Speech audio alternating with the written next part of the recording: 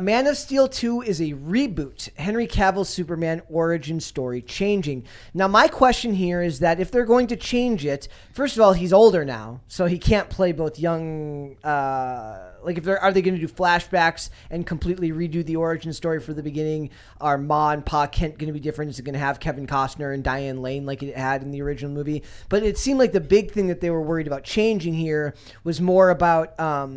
They're going to get rid of him breaking Zod's neck in the first Man of Steel movie, which is what a lot of people had a problem with because they're like, look, Superman wouldn't have done that. He wouldn't have done that to his own brother. So it says the upcoming Man of Steel 2 film will not be a proper sequel, but will be treated as a reboot of Henry Cavill as Superman, according to our trusted and proven sources. And I do believe giant freaking robots has been right before, so it bears repeating. Man of Steel 2 will treat the origin of Clark Kent differently than portrayed in Zack Snyder's 2013 movie. Specifically, Henry Cavill will no longer be portrayed as having killed General Zod. There will be a big change from the character, but does not line up with the new direction that Henry Cavill has expressed interest in. Man of Steel 2 has been one of the more mysterious potential projects from the DC universe. And remember, I think we said that they said as soon as possibly February or March, this movie could go into production. That might be a pipe dream, but we'll wait and see. So it says, with it being uncertain for years whether Cavill would even be returning to the role. However, it seems that after the events of the Ezra Miller-led Flash movie, which, by the way, David Zaslav loves. Zaslav loves the Flash movie, they said. He's got high hopes for that Ezra Miller guy. Not Ezra Miller guy, sorry. Superman will not be quite the same character we know in modern DC movies. For a long time, it seemed like Cavill was drifting to other franchises like Netflix's The Witcher and Enola Holmes. Well, we know that he's no longer in The Witcher. I've also heard, though I can't confirm, that he's going to be taking the lead role in the new Highlander reboot. I didn't know about that. Yeah. So we'll see about that. And then it says, while rebooting perhaps the most iconic character in comic book history seems like a pretty big deal, this is also a statement of purpose from the newly formed DC Studios. Does it seem like weird to you guys that people don't really care about continuity the way that, in a world where everything's connected, continuity also somehow goes completely out the window? The whole idea of a connected universe was that it gave us a certain amount of cohesive story continuity, right? But now you can just rewrite everything and redo everything and nothing has to actually matter.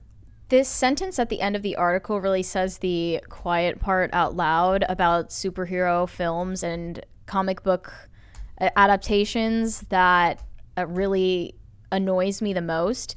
It said, this is a comic book adaptation, so anything really could happen, in reference to Kevin Costner and Russell Crowe's characters being resurrected from the dead in this reboot.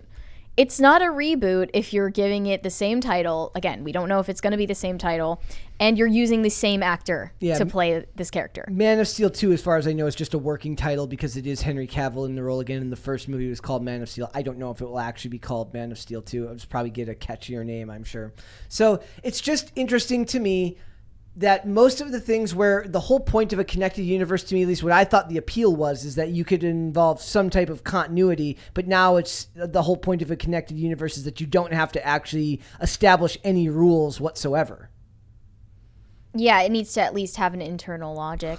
Yeah. So, and there isn't. So we'll see where that goes. I also found this thing where Henry Cavill talks about how important this role was to him. And that's why I think it's interesting, because he is one of the few people that I can see really, really cherishes that character. Whenever I read these articles of other actors who are like, oh, I can't wait to play this character. I grew up reading this character, which means that they maybe saw one thing from them once when they were a child, and they just see it as a stepping stone for the future of their acting career. Henry Cavill seems to have a unique amount of care and respect for the character of Superman. He says, it was something which I had to very gently hold on to in my heart because I didn't know whether I would have the opportunity to play it again. But the opportunity was very important to get again, and I'm very, very lucky and feel very privileged to have that opportunity now. This is light years in contrast to what I feel like most celebrities pay when they pay lip service to what they feel about these characters that they get hired to change and not even portray accurately. Says the actor hopes to take the positivity which drew him to the character in the first place and reintroduce it into the big screen depictions of Man of Steel. Says, quote, there is something so true and honest and hopeful, which is the best of all of us, and I love that, Cavill said. And that's where I think they do get rid of the continuity with Zod and get rid of the stuff of Henry Cavill breaking the character's neck and try to make it more like Richard Donner in the Superman of old when it was a little bit more hopeful. And Dane will push back on me sometimes and say he's a Boy Scout. Nobody wants to see that anymore. I'd argue that we're in an age now where everything is gritty, reboot. Everything is annoying. It's like they've taken what used to be like realism and just made it depressing. Like, you're no longer allowed to have hopeful products at all. You're not allowed to make anything that has any type of positivity. And I would rather see a positive, unrealistic, and kind of cheesy version of Superman in an age where nothing is really like that. It doesn't feel like anything's like that anymore.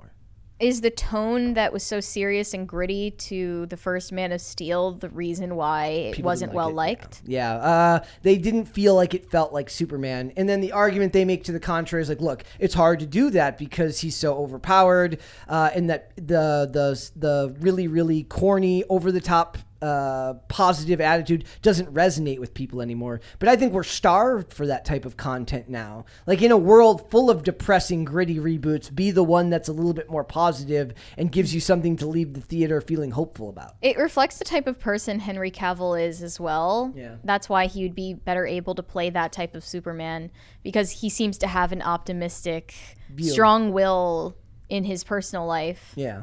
He says, I think it's the thing which we all truly yearn for deep, deep down, which is goodness and everyone else being good and good to one another and helping one another. Okay, this is a little bit gay. Even at our most cynical, I think that deep down that's what we want, he continued. This sentiment is consistent with remarks of Cavill made earlier this year on the Happy, Sad, Confused podcast.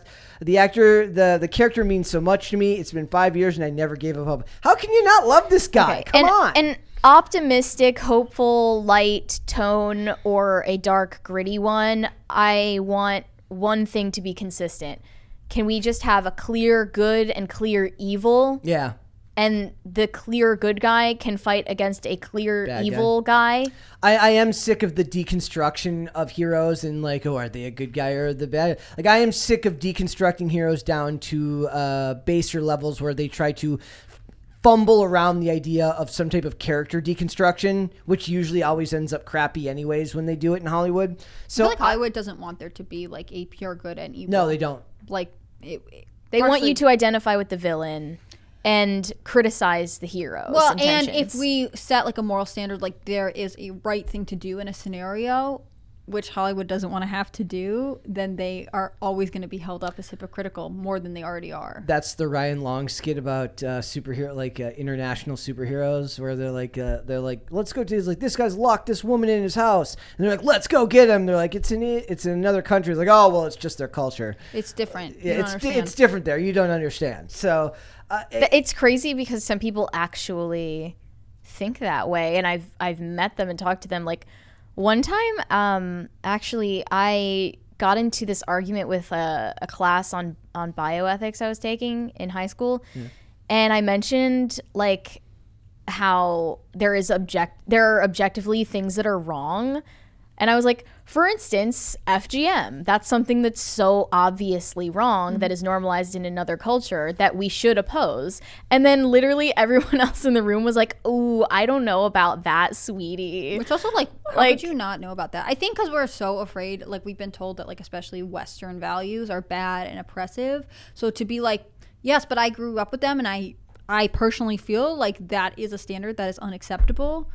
We are immediately led to feel guilty about that, right? Yeah. Well, we don't understand. It's part of their culture. You want to be like, it's violent and painful. Like, I don't disagree that it's part of their culture. I didn't deny that. I'm just saying that doesn't mean it should continue. Yeah. And that doesn't mean that just because it's part of their culture, you have to agree that it's correct. Like, culture isn't an exemption badge. You know what I mean? It's not like a hall pass to be brutal. It's and yeah, because that tends to fall into the thing where they call like, well, that's your colonialist attitude of wanting. Well, my culture, and that's why you like Superman and you want him to be an Ubermensch. Yeah, and that and they feel that way. Like there's a good indication that for a lot of like the WB executives, I think it would be fair to say that they don't want Superman to be seen as good because he was a symbol of American greatness, and there's a lot of anti-American sentiment, especially in Hollywood. Mm-hmm. So the idea of a character who is universally good, whose motto is truth, justice, in the American way, runs kind of headlong into the anti-American sentiment that runs out of Hollywood these days. But it does still, to me, feel in a lot of ways like we have to be very, very careful because everything that Henry Cavill, I believe more of, but James Gunn and all of these other executives, it feels like they just saw that, like, they have their focus groups and they're like, people are changing. Like, you know, they I just think it'd be read really the room. funny if like Daily Wire or some other like, you know, right-leaning film producer like somehow managed to buy the rights to just Superman. We're like, we're going to use this IP and we're going to make it probably the way people actually want to and to see the series like thrive. Just hundreds of Superman movies and nothing else. Well, so far we only Not have hundreds. Rebels I'm opposed Run. to that. Well, there was Hyperions. That was a Daily Wire movie that was about superheroes. I didn't see it. But like I want Superman, I want Captain America, I want the patriotic superheroes And I to just live in their nice life over here. There was I was watching original episodes of Justice League the animated series the other day, and Superman talks about he's like I not just for America but for all of the world, like where he's like Yay, globalism. He's taking out nuclear weapons all over the world, and it's I don't want Superman. I don't need Superman to be a globalist sentiment. I like the Classic idea. American interventionism. I You know, what I right? write? I'm right. Well, a lot of those old, like, there's a lot of actually really good critique of American interventionism in those old animated movies where they talk about. There's one in Batman, The Dark Knight Returns, where the president, he's like, "We're here to steal oil. I mean, spread freedom." It's very, very true that back in the day, what you would call like a comic book writer back then would have been very much an old school liberal who would have had those anti-war values that you just don't see anymore, because now they would be like, well, it's just their culture. They can go to war over there. That's not our. Of course we should intervene. That's what they would say. They need us. Yeah, they need our help. So I look forward to it, and I think that it does make for a little bit of confusion, though. Like, why would we go in to see the same character, the same actor, and then wonder, why are his parents different? Why is his background different? Did this not happen? So, yes, so you take out Zod from this, but what about Batman? Will it be the same Batman that existed in that universe? Will it be Ben Affleck? Will be Gal Gadot be Wonder Woman? Will the Flash be Ezra Miller? Maybe not, hopefully. We'll see, but the lack of continuity and timeline is definitely frustrating. But I do want to see them take another crack at a positive, hopeful, good-natured Superman movie that doesn't need to be dark and gritty for the sake of dark and gritty, because I think we're kind of past that right now, and people are yearning for something more. Thanks for watching this clip, guys. If you want to see full episodes or follow us on social media, links are in the description below. Bye. Bye.